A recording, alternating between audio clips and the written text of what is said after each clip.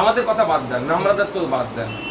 Narendra Damodar Das Modi secular হয়ে প্রশ্ন করছে, অটল বিহারী বাজপেয়ীজি সেকুলার হয়ে সওয়াল করেছিল।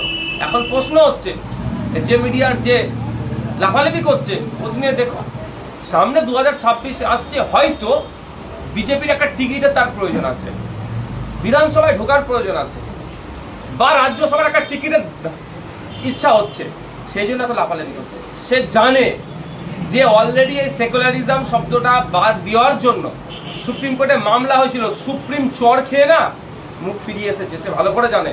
তারপরেও মানুষকে উত্তপ্ত করার চেষ্টা করছে। আরে সেকুলারিজম আছে, ধর্মনিরপেক্ষতা আছে, ওকে জ্ঞান দিতে হবে না?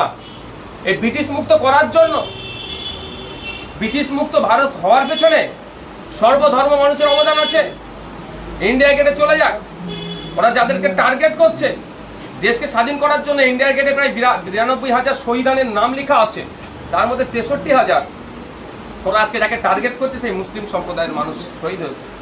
90,000 ইমাম আলেম উলামা দেশের জন্য কুরবানি দিয়েছে।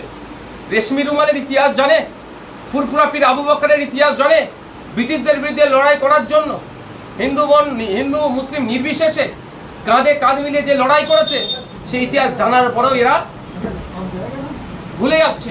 আজকে রবি ঠাকুরকে নিয়ে আমরা চর্চা করি, 100 বার চর্চা করবো। বিশ্বকবি রবি ঠাকুর হিন্দু মুসলমানের মধ্যে বন্ধনে আবদ্ধ করার জন্য তিনি রাখি বন্ধনের সূচনা করেছিলেন। আর এই জানে আজকে এরা তো এদের পূর্বপুরুষেরা ব্রিটিশদের পা চাটছিল সেই সময়। আজকে যারা সেকুলার নিয়ে প্রশ্ন করছে, এদের পূর্বপুরুষেরা ব্রিটিশদের যখন পা চাটছিল, আমাদের পূর্বপুরুষেরা বুক চিতিয়ে ব্রিটিশদের বিরুদ্ধে লড়াই করেছিল।